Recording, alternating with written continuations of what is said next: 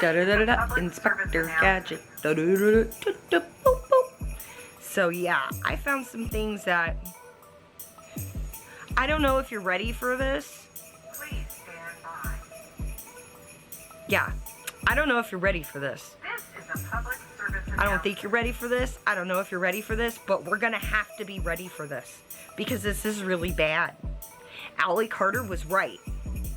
And I found proof of why she was right. The connection between Lana and these tunnels, and you're gonna shit yourself when I point this out. So Ollie, you better be listening, and you better get a hold of Lana for me, because we have some things we should talk about, and she's not in California anymore.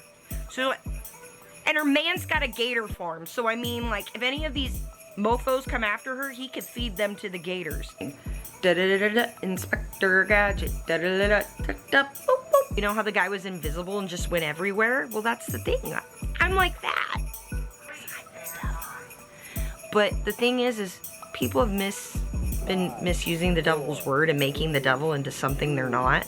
And we're back to show them who the devil really is. Liftoff. We have a liftoff. Bitches!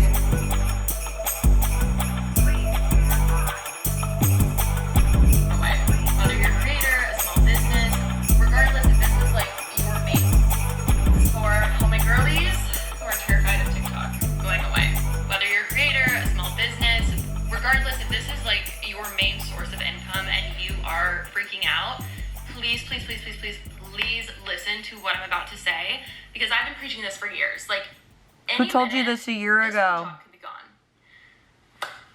And it's scary to think that, but at the same time, we all crave security in this job, because in reality, like, we're not God, we're not celebrities, like, we're just normal people who have. Right. God, like, we're so some of us are the devil. Here on the internet, me. Right? Like, making videos. But how? Some people think they're the devil. They're wrong. It's me. How do you make it long term? Like, how do you actually be a creator with longevity versus just a quick viral by connecting with your audience? This is something that I'm so passionate about, and I feel like hopefully are this you helps really? Someone, but well, you're getting there. I like to look at I'm about to use a sports analogy, okay? But bear with me. I look at social media as like a game, basketball, football, whatever you want to call it.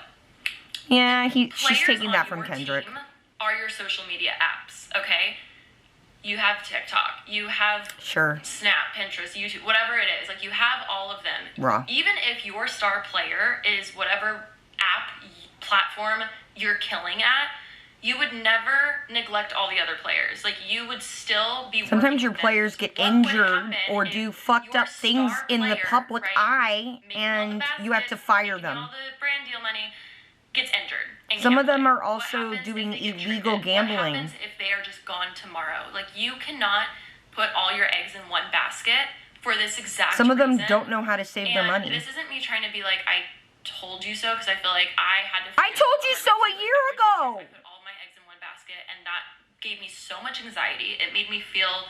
Well, you've also been focusing on TikTok, which was going away, which you shouldn't have been focusing on because it was BS. You're gonna be fine. You did this before. You can do it again. But remember, the first time you did it, the first time you had a viral video on TikTok, we're gonna talk about why this is bad. 99% of you weren't trying. It just happened naturally, and people can sense when things are forced. So if you start. Same. That's what I've been telling you for the last year. Like, just be yourself. Trust yourself as a creative. That. No jump cuts. Like, this is the entrepreneur life. Like, right. things come, things go. Right. This is how it works. And yeah, like, it's okay to have a star player, right? It's okay to have your one bread-winning platform or thing. But for me, it's like, okay, I can afford TikTok to be gone because I don't have all my eggs just in this basket. Raw.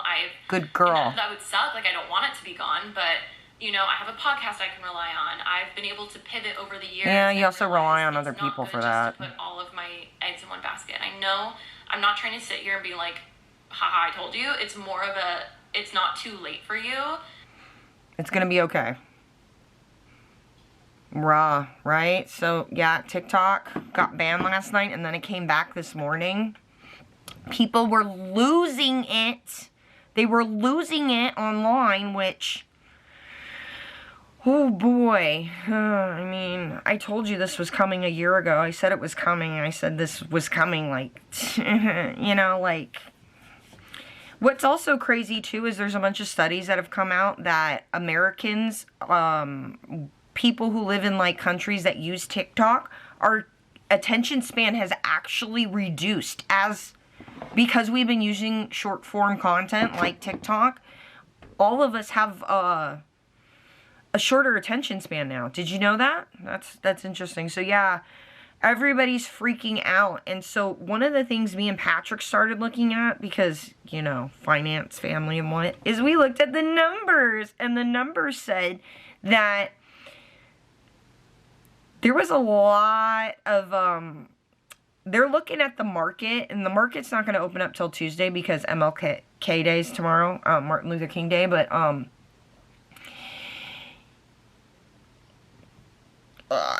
Jesus Christ. So yeah, the market, when it opens up Tuesday, if TikTok, now the inauguration,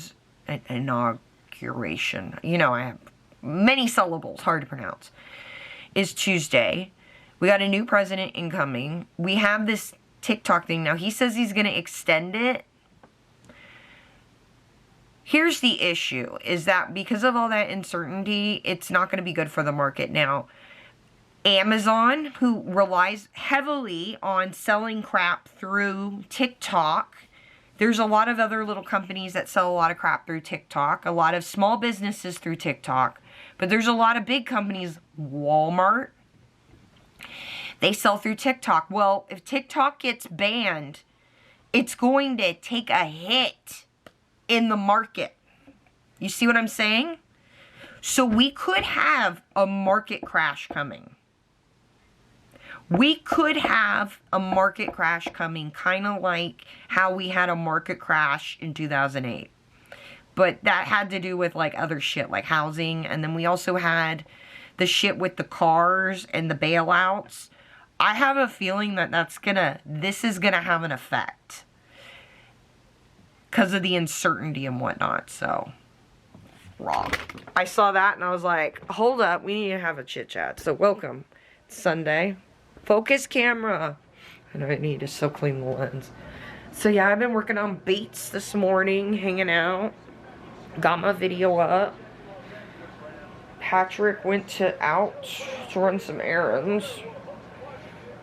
We got the footballs on. So yeah, I'm just chilling.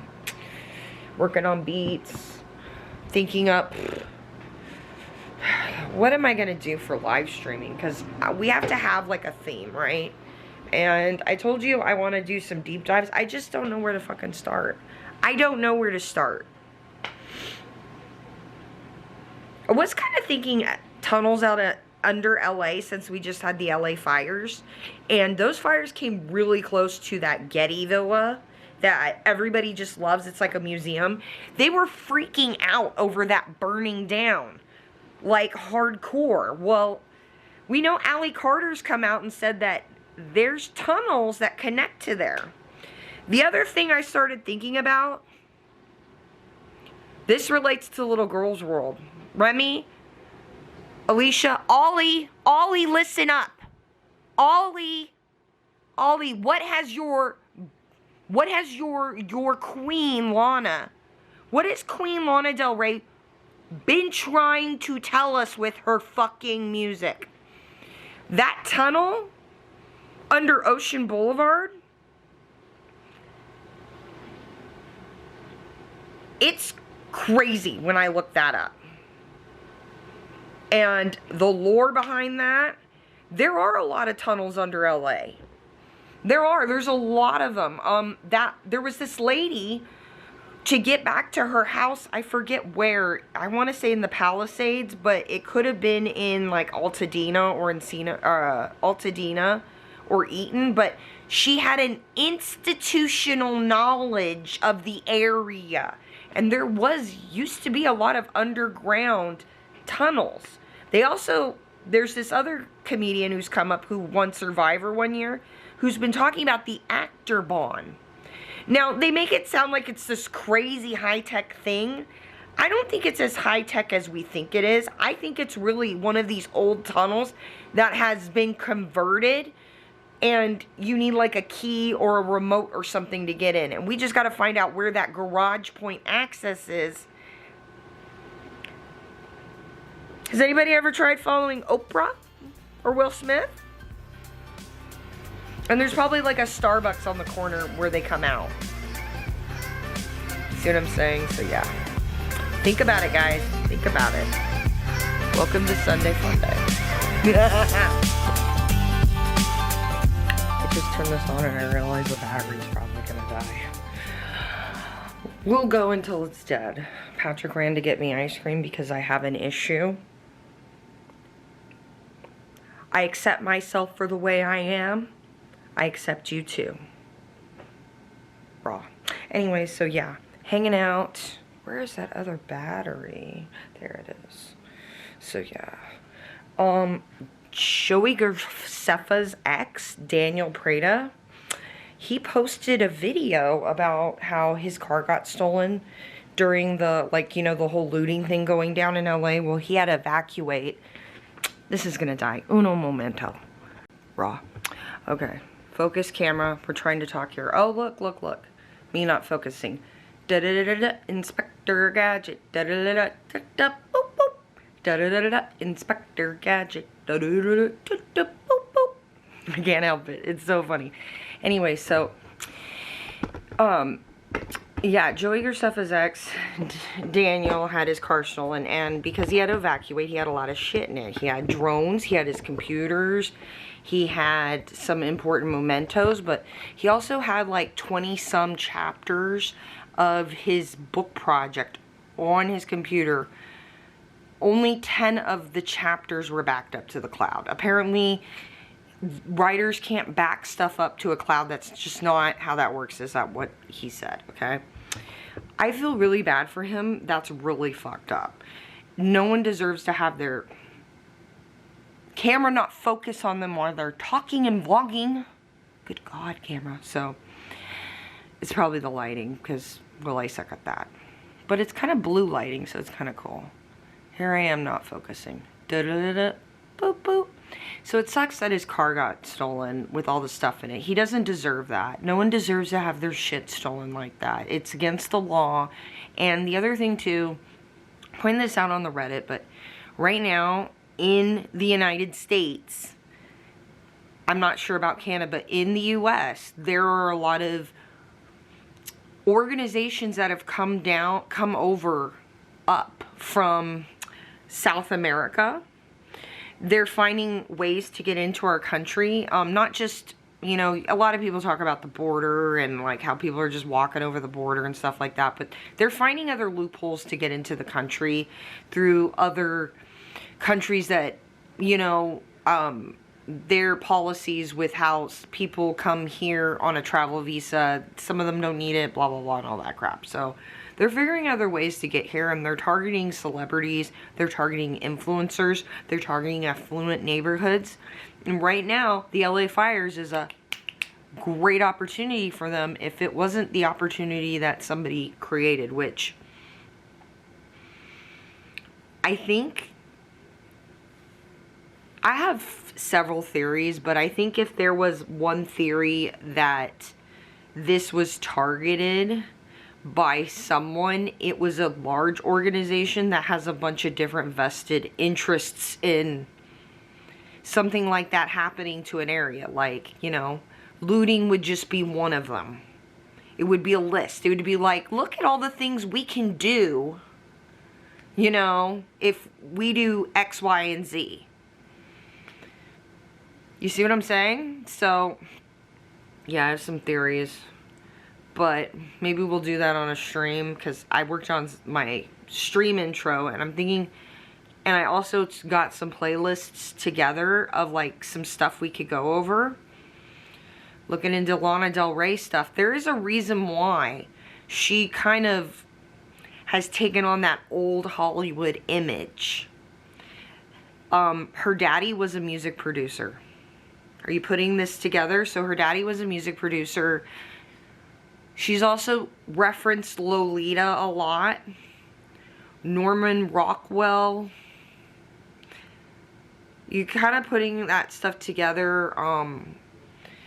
during that time in Hollywood, Prohibition was a thing, which Farmer's Almanac just told me that the Prohibition anniversary being lifted was the other day. You know, so because of Prohibition during like the 1920s and 30s in, you know, I think it was 20s, early 1900s in LA. There's Patrick with my Ben & Jerry's. There's a lot of Prohibition tunnels under LA, so. Oh. Hi. So, that was, yes, Lana. We're going to probably be talking about her and the tunnels under LA because I kind of know a lot about tunnels and shit like that from research. So, we're going to talk about all that. So, yeah, back to my point. There's a lot of organizations that have come through and they're targeting people like Joey Graceffa and Daniel Prada right now. One of the things that caught me off guard about Daniel Prada's video was that he's talking about all this. He's sitting in... his house did not burn down, and neither did Joey's, his ex's, who he stays with a lot. But he got his car stolen, and he got all his stuff stolen, which sucks. Well, right after he says this, he started a GoFundMe. Now, I don't know his financial situation, but I do know that he has a lot more opportunity right now to hustle.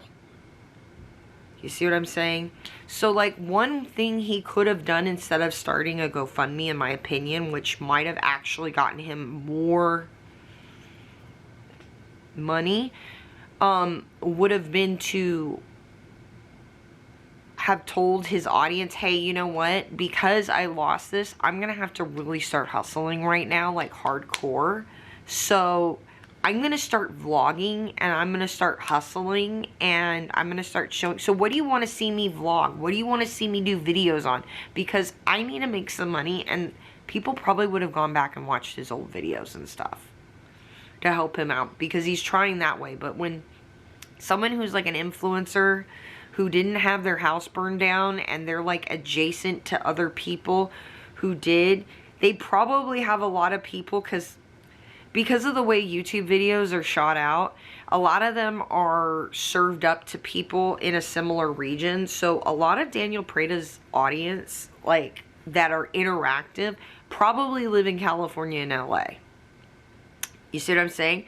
They probably all don't have the same money, or they don't have the same home situation as him. They also have kids and dependents they have to take care of. So when you as a single man, because as far as I know, you're not with Joey anymore. As a single man who is monetized on YouTube, and I've said there's only like, what is it, 3% or something that is, no, less than 1% of YouTube is monetized, right? He's got that. He's got some sponsorships. Doesn't he have that Drunk Elephant sponsorship, I think? Peter Monis said. He's got a lot of opportunities to hustle. I don't know what else he does as side businesses, which could be the reason why he's like, I need money now, is because he has other projects due for clients.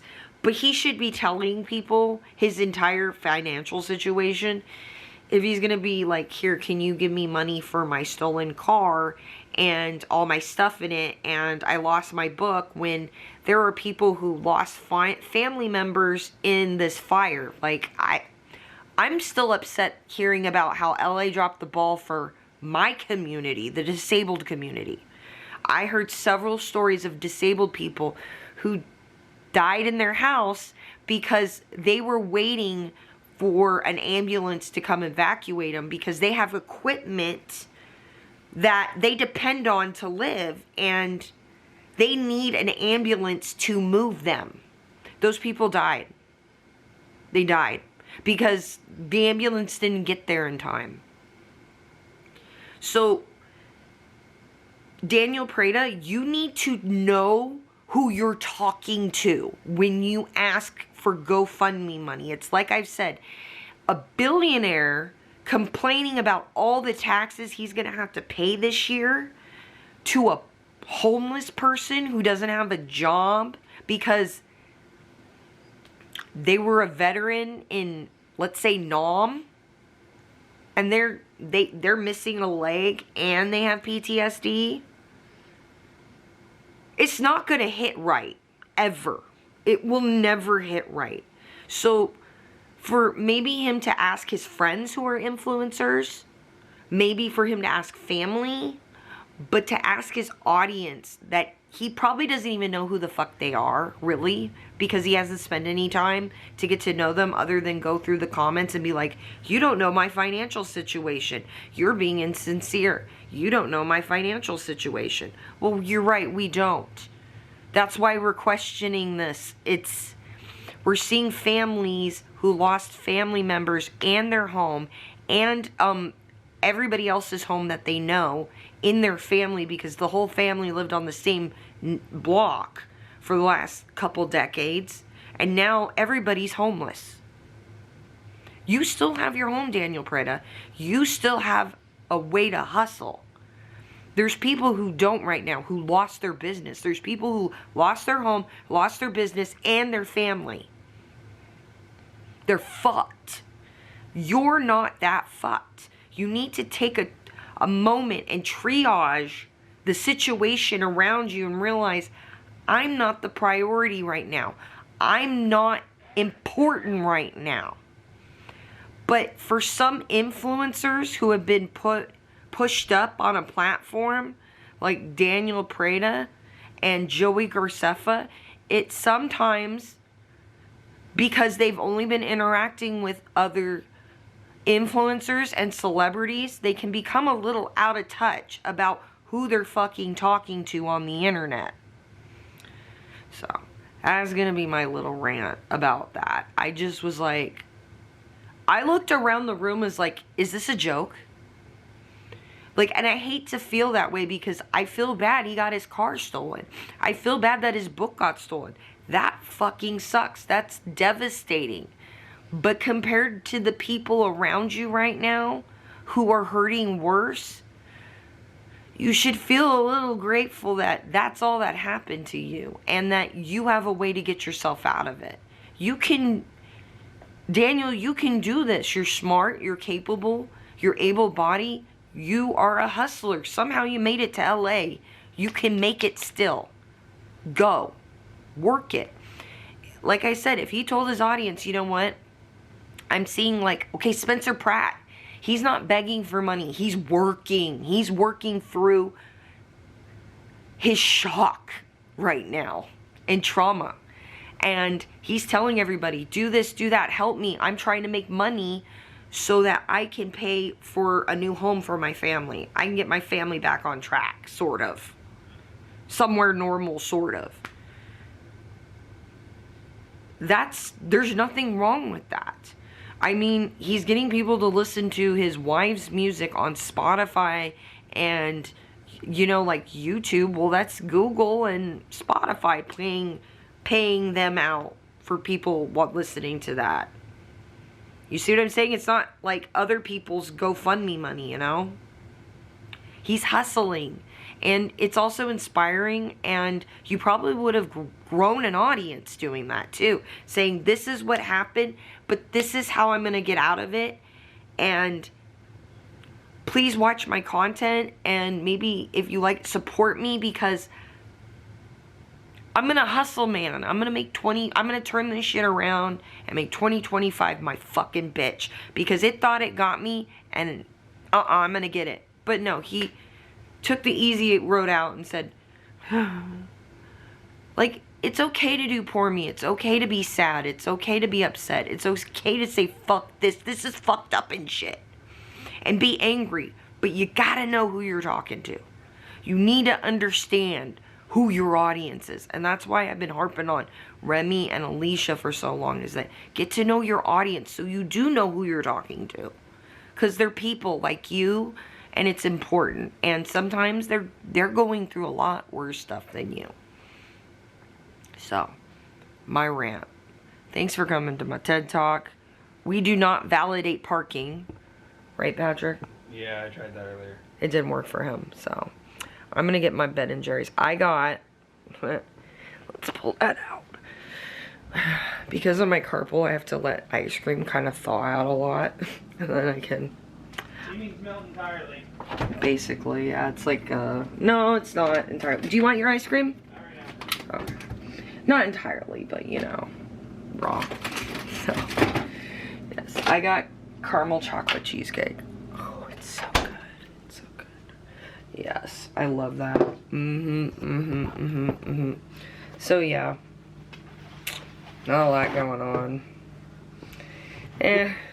People in the Reddit were also talking about, I don't know if I told you this, I might have, about how they were saying Remy was gross for kicking the walking signal on the lights, you know, the walk signal, that she kicked it. And I'm like, I used to use the bottom of my cane. Like, I guess I'm guilty too. Like, what? So, did I grab a spoon? I probably didn't. No, I didn't. That happens. Oh, and then I have to get back up off the floor. That's okay. It's probably good for me. Focus, camera. You can do this. You can do this. So, yeah, I worked on beats today. I worked on my live stream intro. I worked on a little bit of art. I'm gonna work on some more art, maybe. Worked on getting some playlists together. I really like the idea of going through some, because as we're all finding out, movies, music, they're all diaries for the industry. So, like, we all know what industry music is. We all know what, you know, these mainstream movies are. A lot of them, they put hidden meanings or messages in them. Knowing what we know about, like, God's Plan and Stanley Kubrick and Kendrick Lamar, and there's just a lot of it. There's a lot of it. There's gonna be a lot of things we can stream about, right? So, ice cream time. I've been trying to start this vlog today, but cats. Welcome. So I know it's Tuesday. I hung out with friends. We went to the casino yesterday and ate pizza. It was a blast. Today's been a work day, so I've been doing some research. Here, let me put you on the bed. I've been doing some research, and I found some things that I need you guys to see and know about, because it's important. Now, we've been talking a lot about, you know, I told you guys the other day about Lana Del Rey and Ally Carter and the tunnels, and I've told you guys before that I know things because Patrick's family, you know, his great uncle was Henry Bumstead, who worked in Hollywood, right? One thing Ally Carter's been pointing out, Kendrick Lamar kind of pointed it out in a way, and a lot of people have been trying to tell us about Stanley Kubrick, right? Is that a lot of these music and movies and TV shows and comics and all this crap is just another way to tell you or shade other people in the industry or other people that these people don't like. So you're like, what am I getting at? For example, you okay, Frank? He's being sneezy. We might have to go back to the vet and get another. He gets allergies that turn into respiratory so easily. Good thing we have a really good vet to work with. Anyways, so Patrick's. You want to say hi? Say hi. Let's do say hi. So Patrick's great uncle, he did the set design for To Kill a Mockingbird, and the thing about Patrick's family is that Patrick's family was actually affluent back in the 1800s to 1900s. His family had more money than the banks did during the Depression. Like, when the Depression hit, his family was one of those families that people came to for loans and stuff because the banks couldn't give out loans anymore, right? And I forget how they originally made their money, but eventually Patrick's great-grandfather, one of them, kind of split off from the family and started his own sporting good business. And even though he was still a Freemason, he was trying to break away from the family. And then eventually there was some family dispute and a split up, and we just heard it was always over money. But now, after me and Patrick were researching some things about his family, we think it actually has something to do with the Masons. The other thing is, you know how, like, people, okay, we didn't have social media or YouTube until, like, the last, you know, the internet, the last decade, right? Well, one of the ways people used to shade each other back in the day, rich people, and I know this for a fact, is they would use television and TV as a way to be shady, to spill other people's secrets, to kind of prove I know something about you to another billionaire family, and say, I know this about you, ha ha ha. Because we all know a lot of Hollywood is financed by investors, right? So it's not Hollywood, it's investors that don't live in Hollywood that are funding a lot of these movies and stuff. And then a lot of times, they'll get their kids and other family members into the industry to help them disseminate these, you know, ha ha ha, I know the shady crap you've been doing with your family and your businesses, ha ha ha. Remember, these guys are all in the same social circle. So, Patrick's family was affluent, right? Well, we know that this shady shit happens because there was a comic book strip that was created to make fun of Patrick's family in the early 1900s, and it was called Blondie and Dagwood. Blondie, you know Blondie? The premise of Blondie and Dagwood was about the son, my cat agrees, the son of a tycoon who split off from his family to start his own business, and the guy had dumb luck, and he was just good at everything he fucking did, and everybody loved him, and there was a couple, like, rivals who thought he was a dumbass and hated him and just didn't understand why, even though he split off from his family and stuff, the dude just somehow made it. He just always came out of a shit house smelling like a rose, and a lot of people were jealous of him. That comic strip that was eventually turned into a TV show in the 30s was about Patrick's family. They even would add in new caveats. So they continued doing cartoons and stuff of Blondie and Dagwood even into like the 90s, right? Well, Patrick's grandfather in the 80s had a catering business he kind of did with, you know, Patrick's grandma and stuff. Well, the show writ in to make fun of that, because they were able to, there was something, I don't know, like, they were always following up with the family and stuff in the newspaper. So to make fun of that, they wrote into the comic book that Blondie and her husband started a catering business. The other thing is Blondie, they described Blondie as a flapper, which was another way of saying whore in the 1920s and 30s.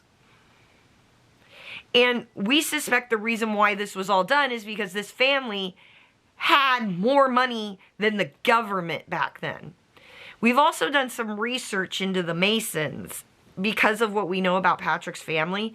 Patrick's family, all the men in his family, our middle name gets named Ross. Even some of the women get Rose as a way of Ross. Because the family bloodline, his bloodline, I know, right?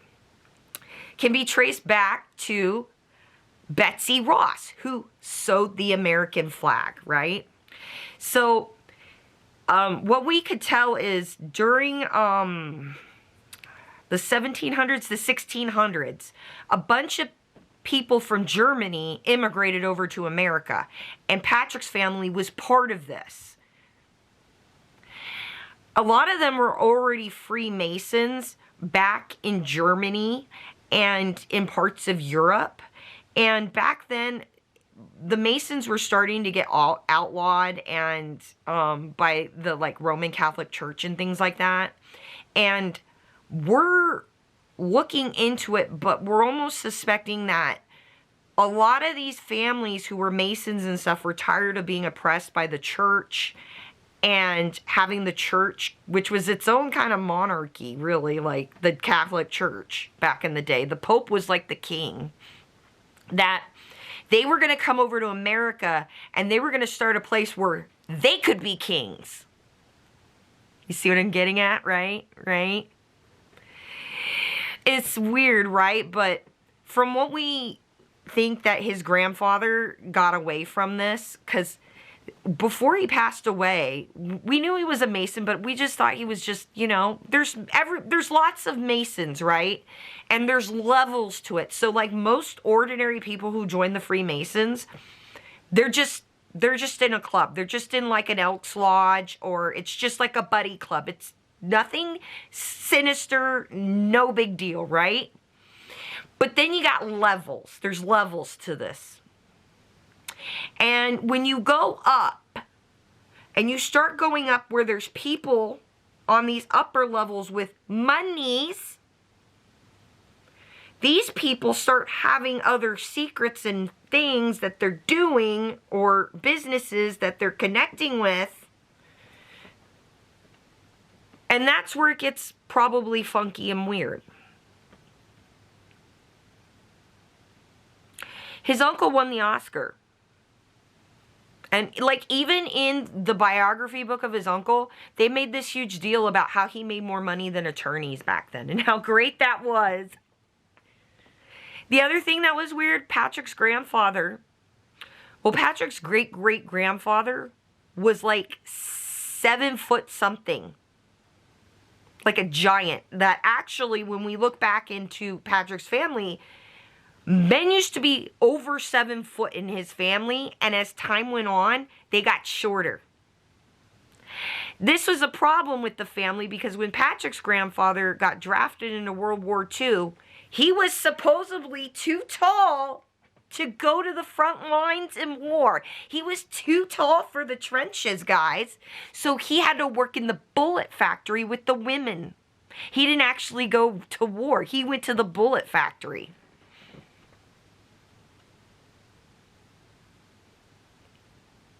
I think that was bullshit, and Patrick does too. We talked about it, and we're like, wait a minute.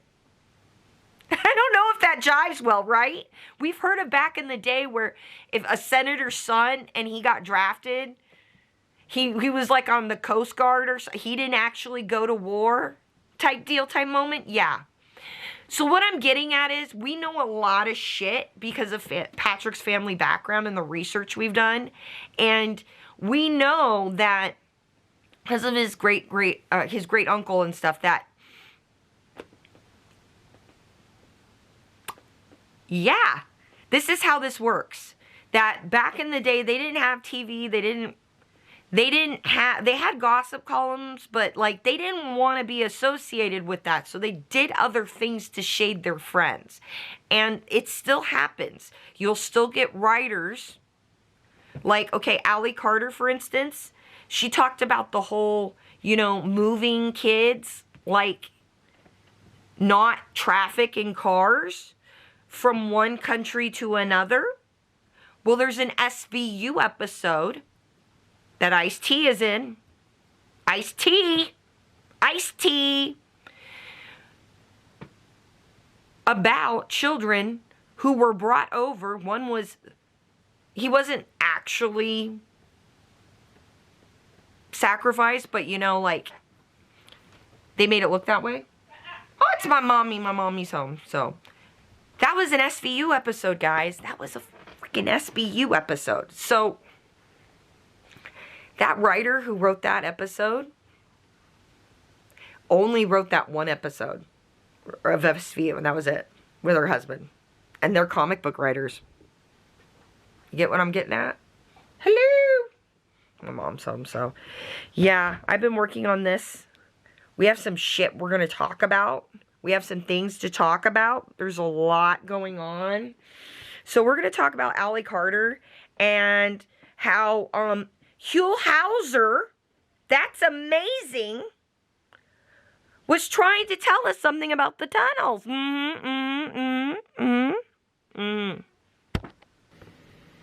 Back. Alright, guys. I don't know where I was at. I was talking about Patrick's family. So that's how I know about all this, right?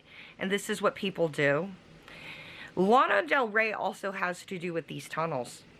Not under the Ocean Boulevard, but throughout LA. And she's been telling us. There's a connection between Lana and these tunnels, and you're going to shit yourself when I point this out. So Ollie, you better be listening, and you better get a hold of Lana for me, because we have some things we should talk about, and she's not in California anymore. So, and her man's got a gator farm, so I mean, like, if any of these mofos come after her, he could feed them to the gators. And I'm telling you, these people, yeah, these people think they want to, these people, they think they're dangerous, and they're not actually dangerous. They think they know who the devil is and stuff, and they don't actually know the devil, okay? I'm the devil. And you'll understand what I'm talking about as we go through this series. So, yeah, I found some things that, I don't know if you're ready for this. Yeah, I don't know if you're ready for this. I don't think you're ready for this. I don't know if you're ready for this, but we're going to have to be ready for this, because this is really bad. Ally Carter was right. And I found proof of why she was right. So I'm going to set up a live stream. I'm going to do it on this channel. I think we'll just stick with this channel for now. Hopefully I don't get dinged or whatever. But I have other channels, okay? I have like a live Desert Mermaid live channel. I have Desert Mermaid Reacts. You can go find me on those. And you also got my Instagram. So if something was to happen. Plus, anyways, I know how the algorithm works. So you'll just find me again. I'll just keep doing what I was doing on another channel, guys. You see how that works? Wink, wink, nod, nod, get it, get it, get it. Boy, there's a lot of red in this room right now. I have connections. I know things. I've seen things. I've heard things. I've talked to people who shouldn't have been talking to me, but they did. I'm telling you, all this stuff is real. It sounds fanciful, but it's not. And if we look into it just a little bit, we'll find the threads of truth. Because they're out there. They're out there. So, oh man, yeah. Oh, the other thing I was on the tangent of. This might die while I'm going off on this, but Patrick's grandfather was a 33rd degree Mason, and he said he quit because they wanted too much money. And then he didn't want to talk about it anymore. So yeah, I'm going to go on that note. Watch for I'm going to schedule the stream. Hopefully no one tries to come after me, which I'm invisible. But the good thing when you're invisible, you can come after people like that one movie. I know they call it Predator, but like, you know how the guy was invisible and just went everywhere? Well, that's the thing. I'm like that. Because I'm the devil. But the thing is people have been misusing the devil's word and making the devil into something they're not. And we're back to show them who the devil really is. I love you guys. Stay safe. I'll see you on my live stream.